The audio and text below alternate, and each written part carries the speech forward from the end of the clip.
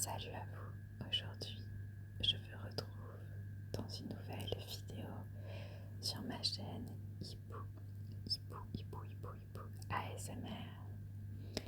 J'espère que vous allez bien et aujourd'hui on se retrouve pour une petite lecture vu qu'on s'approche très fortement d'Halloween. Je me suis dit qu'on allait lire quelques petites histoires de fantômes. Alors j'ai deux livres. Ce livre-ci qui est magnifique, qui est un livre sur les histoires de fantômes du Japon. Voilà, le livre est magnifique. Je sais pas si on va, si on va voir les. Alors ce ne sont pas des dorures vu que c'est bleu, mais vous m'avez compris. Donc c'est par les éditions Soleil et ça a été illustré par par Benjamin Lacombe. Alors il faut savoir que j'ai deux livres, j'ai celui-ci et j'en ai un deuxième qui est Les esprits et créatures, je vais arriver du Japon, que je trouve tout autant magnifique et les illustrations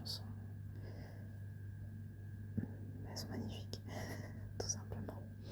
Je crois qu'il y a d'autres livres dans ce style. Je ne saurais pas vous dire lesquels existent, mais voilà, moi j'ai ces deux-là. Et aujourd'hui, on ne va pas s'intéresser à celui-ci, bien qu'il soit magnifique. Mais vu qu'on est en approche d'Halloween, on va plutôt s'intéresser aux histoires de fantômes du Japon. Alors déjà, je suis désolée, je suis dans une position vraiment pas pratique pour tourner cette vidéo. Donc je suis désolée si la caméra parfois elle bouge un petit peu, je vais essayer de faire en sorte que non. Mais voilà. Donc on a ce livre magnifique, vraiment les illustrations et la couverture est sublime. Donc là on a une dame, une femme avec le visage coupé en deux, c'est très macabre. Mais il y a des petits papillons qui sortent de son visage. Donc c'est un peu moins macabre. Donc en fait, comme vous en doutez, on est sur plusieurs histoires de fantômes. Ce sont des contes japonais. Je suis pas sûre que ce soit le style de conte qu'on racontait aux enfants. Sinon c'est très flippant. Mais voilà, on est sur des anciens contes, je crois qu'ils datent des années fin 1800, début 1900. Si j'ai bien lu. Oui, je crois que c'est ça. Donc voilà, ça c'est la première illustration. Vraiment, les illustrations, elles sont magnifiques.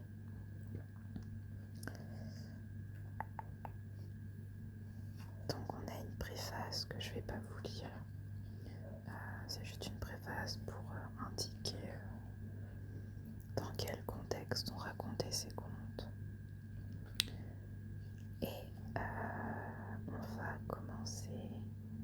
Vraiment, les illustrations sont magnifiques. Là, on a un petit nénuphar en fleurs.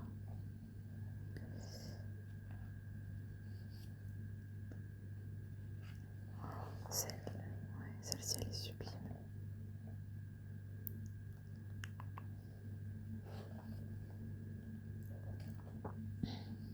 Alors, par quoi on va commencer?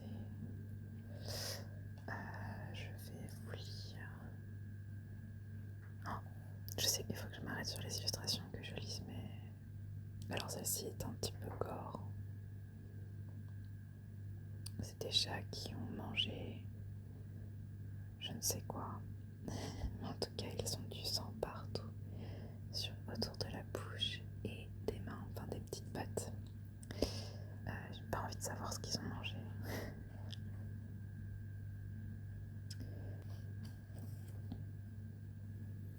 Ah voilà.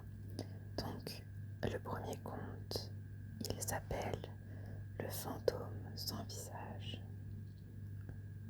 Et du coup, en japonais, ça s'écrit, enfin ça se prononce Mushina. Mushina, Mushina, Mushina.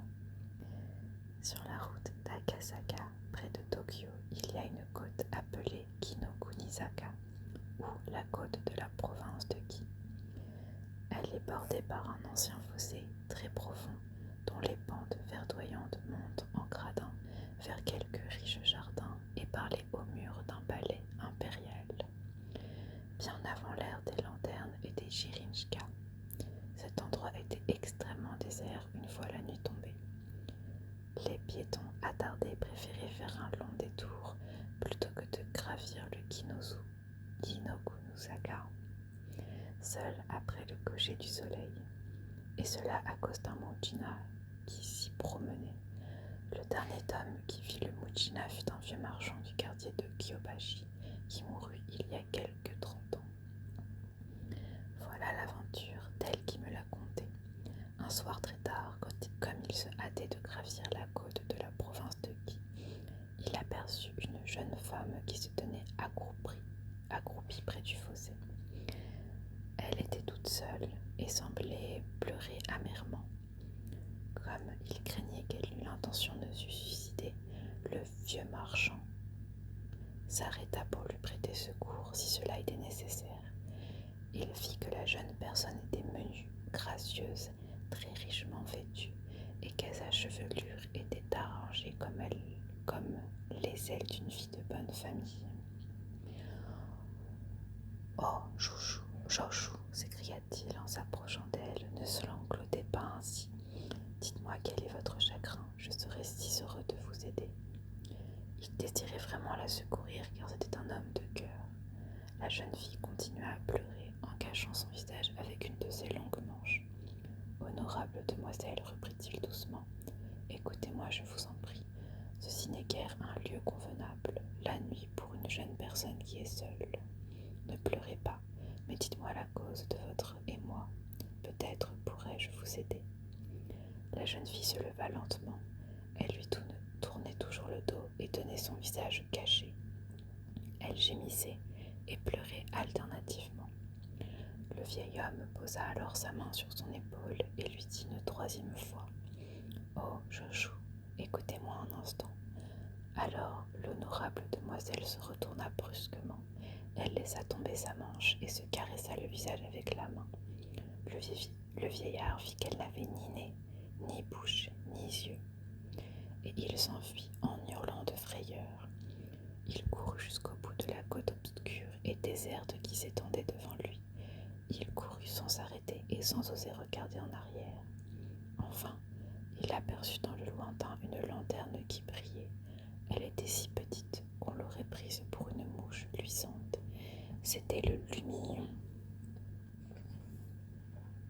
d'un marchand ambulant, un vendeur de soba, qui avait érigé son éventaire au bord de la route. Après l'expérience que le pauvre vieillard venait de ressentir, le plus simple des sociétés lui paraissait désirable. Il se prosterna aux pieds du marchand de soba en s'écriant : « Ah ! Corée, Corée, fit brusquement le vendeur ambulant, mais qu'avez-vous donc ? Vous a-t-on fait du mal ? Non, on ne m'a pas fait du mal, haleta l'autre. Mais ah, on vous a effrayé en tout cas, ricana le marchand d'une manière peu sympathique. Avez-vous rencontré un voleur ? Non, mais près du fossé, j'ai aperçu une femme qui m'a fait voir. Je ne pourrai jamais vous dire ce qu'elle m'a fait voir. Et était-ce quelque chose de ce genre-ci qu'elle vous a montré ? S'écria le marchand. Et il se caressa le visage qui, tout de suite, devint pareil à un œuf. Au même instant, la lumière s'éteignit. Et voilà. Donc ça, c'était la première histoire qui est le fantôme sans visage. Et là, on a une très belle illustration de la petite femme, donc habillée d'un kimono avec une belle chevelure, un petit parapluie et du coup son visage qui est sans visage. l'illustration elle est magnifique. Bon, si on aime bien les choses sordides, mais elle reste quand même très jolie. Ensuite, qu'est-ce qu'on va lire comme histoire? Alors, on a le fantôme à la tête coupée, qui a l'air très très sordide, et qui a l'air aussi hyper longue, donc on va peut-être pas lire celle-là.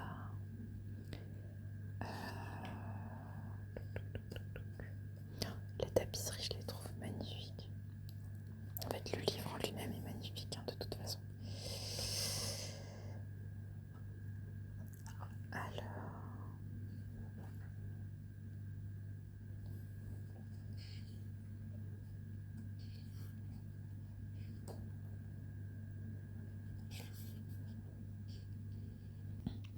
Alors, je vais vous lire une autre histoire. Il s'agit du mangeur de chats. Alors, l'histoire commence par une vieille chanson d'amour qui dit: hélas que notre nuit est courte, le Pagou n'aura pas le temps de dévorer nos rêves. Alors, son nom est Pagou ou Shirokinaka Tsukami, et sa fonction spéciale est de manger des rêves. On la représente et on le décrit de bien des manières. Un vieux livre que je possède affirme que le Pagou mâle a le corps du cheval, la face du lion, la trompe et les défenses de l'éléphant, la mèche frontale du rhinocéros, la queue de la vache et les pieds du tigre. Les formes du Pagou femelle diffèrent beaucoup de celles du mâle à ce que l'on dit, mais on n'explique pas clairement à quoi consiste cette différence. Au temps de l'antique culture chinoise, on suspendait d'habitude dans les maisons japonaises des images du Pagou. On supposait qu'elle était douée du même pouvoir bienfaisant que l'original. Au sujet de cet usage, mon vieux livre raconte la légende suivante. Il est relaté dans le Josei-Roku que Kotei, chassant le long de la côte orientale, fit un jour la rencontre d'un Pagou qui avait le corps d'un animal mais qui parlait comme un homme. Kotei dit: puisque le monde est tranquille et pacifié, quel besoin avons-nous désormais de voir des êtres fantastiques? S'il faut encore un Pagou pour détruire les mauvais esprits, il est préférable que ce soit sous forme d'images suspendues aux murailles des maisons. Et dès lors, si quelque prodige néfaste se produisait, il ne pourrait plus causer aucun mal. Vient ensuite une longue liste des prodiges néfastes et des signes par lesquels se manifeste leur présence. Quand la poule pond un œuf mou, le nom du démon est Taifu. Quand les serpents se montrent entrelacés, le nom du démon est Jinsu. Quand les chiens font les oreilles tournées en arrière, le nom du démon est Taiyao. Quand le renard parle avec une voix humaine, le nom du démon est Guaishu. Quand on voit du sang sur les vêtements des hommes, le nom du démon est Yuki. Quand la marmite de riz parle avec une voix humaine, le nom du démon est Kanjo. Quand le rêve de la nuit est un mauvais rêve, le nom du démon est Rinkitsu. Et le vieux livre ajoute: chaque fois que se produit une de ces funestes merveilles, que le nom du Pagou soit invoqué.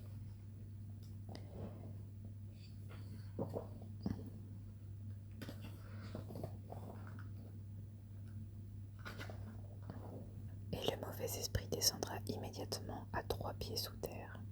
Mais je ne suis pas qualifié pour vous parler des prodiges néfastes. Ils appartiennent au domaine terrifiant et inexploré de la démonologie chinoise, et en vérité, ils n'ont guère de rapport avec le Pagou japonais. Le Pagou japonais est surtout connu en sa qualité de mangeur de rêves. Le détail le plus remarquable du culte qu'on lui rendait était la coutume, généralement suivie, de peindre en traits d'or le caractère chinois correspondant à son nom sur les oreillers en bois laqué des seigneurs et des princes. Par la vertu et la puissance de ce signe, le dormeur était protégé contre les mauvais rêves. Il est assez difficile de nos jours de trouver encore de tels oreillers. Les images même du Pagou, ou Akutaku comme on l'appelle quelquefois, sont devenues fort rares. mais dans le langage courant, la vieille invocation au Baku a survécu. Bakukurae, dévore au Baku, dévore mon mauvais rêve. Quand on sort d'un cauchemar ou de quelques songes de mauvais augure, il faut répéter cette invocation rapidement et à 3 reprises. Le Baku dévorera le rêve et changera la mauvaise fortune et la terreur en bonne fortune et joie. La dernière fois que je vis le Baku, ce fut à l'époque des plus grandes chaleurs et par une nuit singulièrement brûlante. Je venais justement de me réveiller en détresse, c'était à l'heure du bœuf. Le Baku entra par la fenêtre, me demanda « Avez-vous pour moi quelque chose à manger ?» Je répondis avec gratitude, assurément. « Écoute, bon Baku, le récit de mon rêve. » J'étais debout dans une grande chambre aux murailles blanches où brûlaient des lampes, mais sur le sol nu de cette chambre, je ne projetais aucune ombre. Et là, sur un lit de fer, je me vis étendu moi-même, mort. De quelle manière étais-je mort et à quel moment? Je ne pouvais m'en souvenir. Des femmes étaient assises auprès du lit, 6 ou 7, des femmes que je ne connaissais pas. Elles n'étaient ni jeunes ni vieilles et leurs vêtements étaient noirs. Je me dis qu'elles étaient chargées de me veiller. Elles étaient assises immobiles et silencieuses. Aucun bruit ne se faisait entendre et je ne sais comment je sentis qu'il était tard. Au même moment, je connus qu'une chose sans nom était répandue dans l'atmosphère de la chambre.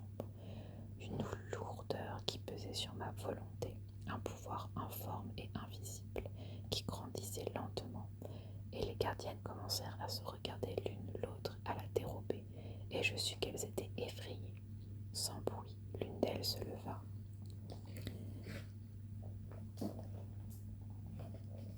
Et quitta la chambre, une autre suivit, puis une autre, et ainsi, à une, légères comme des ombres, elles sortirent toutes et je demeurai seule avec mon propre corps. Les flammes des lampes étaient toujours claires, mais la terreur s'épaississait dans l'air. Les gardiennes avaient fui presque immédiatement après s'en être aperçues. Je crus que j'avais le temps encore de m'échapper et que je pouvais sans danger demeurer un moment de plus. Une curiosité monstrueuse me forçait à rester. Je voulais voir mon cadavre, l'examiner de près. Je m'approchai, je le regardai et je fus étonnée, car il me parut qu'il s'était allongé d'une longueur surnaturelle. Puis, je m'imaginai qu'une paupière tremblait, mais la flamme d'une lampe, en vacillant, pouvait être cause de cette apparence de mouvement. Je m'inclinai pour l'examiner longuement et avec beaucoup de soin, car j'avais peur que mes yeux ne vinssent à s'ouvrir. C'est bien moi, pensai-je en m'inclinant, et pourtant, ceci devient bien étrange, la figure paraissait s'allonger encore. Non, ce n'est pas moi, me dis-je de nouveau, et pourtant, ce ne peut être nul autre, et ma peur grandit, devint inexprimable, la peur de voir les yeux s'ouvrir. Et ils s'ouvrirent horriblement, et la chose s'élança du lit vers moi, s'accrocha à moi, hurlant, battant des mâchoires, m'attirant. Oh, avec quelle folie de terreur je luttais, mais les yeux de la chose, ses gémissements, son contact, le cœur me manquait.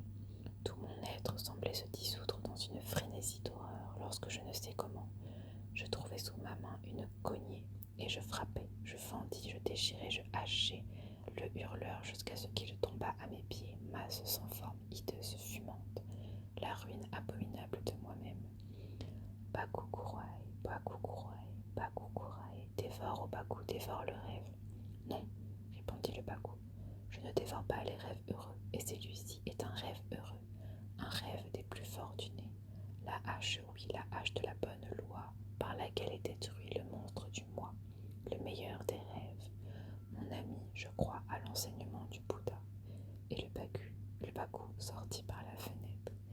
Je le suivis des yeux et le vis s'éloigner par-dessus des milles de doigts éclairés par la lune, sautant de pignon en pignon avec d'étranges bonds silencieux, semblables à un grand chat.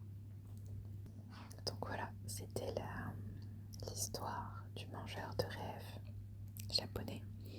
Et donc ça, c'est l'illustration pour illustrer cette histoire. Je suppose que la forme squelettique est le Baku. Ouais, je suppose que c'est ça. J'avoue que je comprends pas trop l'illustration là en lien avec l'histoire. Je suppose que ça doit être le Bakou. Je vais en lire une dernière. J'aime bien cette illustration. Je crois que je vais lire cette histoire. Le gamin qui se dessinait déjà. Je sais pas du tout. Je crois que je l'ai jamais lu cette histoire, donc.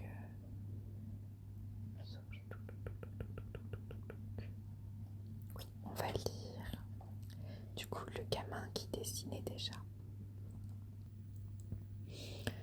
Alors, il y a très longtemps, dans un petit village du Japon, vivait un pauvre fermier et sa femme qui étaient tous deux des gens excellents.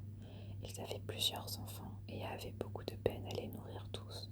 Lorsque le fils aîné eut 14 ans, il était déjà assez fort pour aider son père.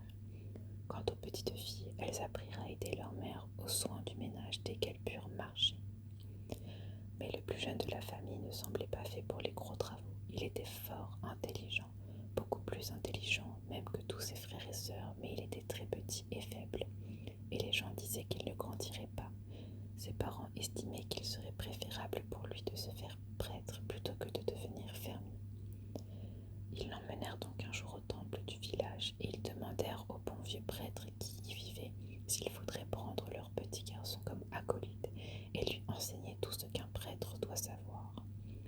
Le vieillard parla au gamin avec bienveillance et lui posa quelques questions bien ardues. Mais il y répondit d'une façon si intelligente que le prêtre consentit à l'accueillir au temple comme un acolyte et à l'instruire en vue d'en faire un prêtre. Le gamin apprenait tout ce que le prêtre lui enseignait et se montrait en général fort obéissant. Cependant, il avait un défaut. Il aimait dessiner les chats pendant les heures d'étude et elle les dessinait précisément là où les chats n'eussent jamais dû être dessinés. Dès qu'il était seul, il se mettait donc à dessiner des chats et il les dessinait dans les marges des livres du prêtre et sur tous les écrans du temple, sur les murs et sur les piliers. Le prêtre lui fit observer plusieurs fois que c'était fort mal, mais cela ne l'empêchait pas de recommencer. Il dessinait déjà parce qu'il ne pouvait résister. Il avait ce qu'on appelle le génie artistique, et précisément pour cette raison, il n'était guère fait pour devenir acolyte, car un bon acolyte doit se contenter d'étudier les livres. Un jour, comme il venait de terminer quelques dessins de chats très spirituels sur un écran de papier, le vieux prêtre lui dit sévèrement: « Mon garçon, il vous faut quitter ce temple immédiatement, vous ne ferez jamais un bon prêtre, mais peut-être deviendrez-vous un grand artiste. Laissez-moi donc vous donner un dernier conseil et surtout, ne l'oubliez jamais. Évitez les grands espaces la nuit, recherchez les petits. » Le gamin ne comprit pas ce que le prêtre voulait dire par cette recommandation. Évitez les grands espaces la nuit, recherchez les petits. Il y réfléchit beaucoup, tout en préparant son baluchon pour partir, mais il n'arrivait point à comprendre ses paroles et il n'osa plus parler au vieux prêtre que pour lui dire adieu. Il quitta le temple avec beaucoup de chagrin et se demanda ce qu'il allait faire. S'il rentrait tout droit chez lui, il était sûr que son père le punirait pour avoir désobéi au prêtre. Aussi avait-il peur de retourner chez ses parents. Tout à coup, il se souvint qu'il y avait un très grand temple au village voisin, à quelque distance de là, et il avait entendu qu'il y avait plusieurs prêtres affectés à ce temple. Il résolut d'aller les trouver et de leur demander de le prendre comme acolyte. Or, le gamin ignorait que le grand temple était fermé et que les prêtres en y étaient partis, effrayés par un démon qui s'y était introduit et qui s'en était ensuite emparé. Quelques veillants fermiers étaient bien allés la nuit au temple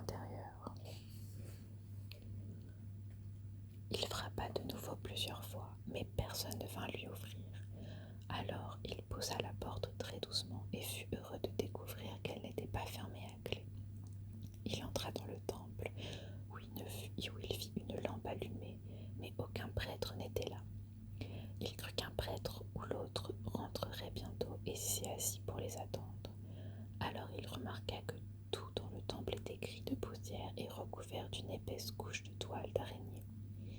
Il se dit que les prêtres seraient certainement heureux d'avoir un acolyte qui pourrait nettoyer le temple. Cependant, ce qui le ravit le plus, ce fut certains grands écrans blancs sur lesquels il pourrait peindre ses chats. Bien qu'il fût très fatigué, il se mit à chercher une boîte de peinture, puis en ayant trouvé une, il broya de l'encre et se mit aussitôt à peindre. Il peignit un grand nombre de chats sur les écrans, mais enfin, il sentit venir le sommeil. Il allait donc s'étendre à terre à côté de l'un des écrans lorsqu'il se souvint tout à coup des paroles du prêtre. Évitez les grands espaces la nuit, recherchez les petits. Le temple était très grand. Il était seul, et comme il songeait à ces paroles, bien qu'il n'arrivait pas à les comprendre, il commença d'éprouver une certaine crainte. Il résolut donc de chercher un endroit où il pût dormir. À la fin, il découvrit un petit réduit où il s'enferma. Puis il s'étendit et bientôt il s'endormit. Très tard au milieu de la nuit, il fut réveillé par un vacarme effroyable où se mêlaient des bruits de lutte et des cris perçants. C'était si affreux qu'il n'osa même pas regarder à travers une fente de la porte du petit réduit pour voir ce qu'il se passait. Il demeura immobile en retenant son souffle de terreur. La lumière s'éteignit, mais les bruits affreux continuèrent et devinrent de plus en plus effroyables, et tout le temple se mit à trembler. Puis après un long moment, le silence régna de nouveau, mais le gamin avait toujours peur de bouger.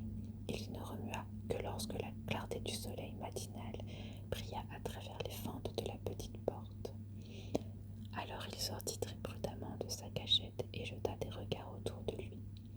Il vit que tout le parquet du temple était couvert de sang, et il aperçut étendu mort au milieu de ce sang un rat énorme, un rat monstrueux, un rat démon, plus grand qu'une vache, mais qui avait donc bien pu le tuer. Il ne voyait ni d'homme ni aucune bête vivante. Tout à coup, le gamin remarqua que les gueules de tous les chats qu'il avait dessinés la veille au soir étaient rouges et souillées de sang. Alors il se rendit compte que le démon avait été tué par les chats qu'il avait dessinés, et il comprit pour la première fois pourquoi le vieux prêtre lui avait dit dans sa sagesse « Évitez les grands espaces la nuit, recherchez les petits ». Le gamin devint un artiste très célèbre, et l'on voit encore aujourd'hui au Japon certains des chats qu'il dessina. Donc voilà pour ce troisième conte. Au final, c'est mon préféré. Voilà, au final, j'ai préféré ce troisième conte plutôt que d'autres. Et du coup, cette illustration prend tout son sens maintenant. Voilà. Je sais pas si c'est un conte qui est très connu au Japon. Je me renseignerai, j'aimerais bien savoir. Peut-être que déjà dans ce style sont dessinés un peu partout. Peut-être qu'il y a des peintures qui représentent, je ne sais pas. Là, on est sur une autre illustration qui représente du coup l'enfant qui est en train de dessiner ses chats.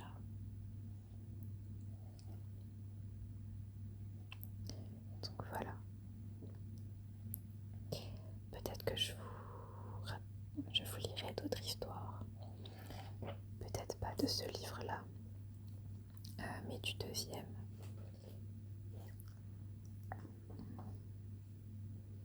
Peut-être que je vous raconterai d'autres histoires de ce livre-là. Donc les esprits et créatures du Japon.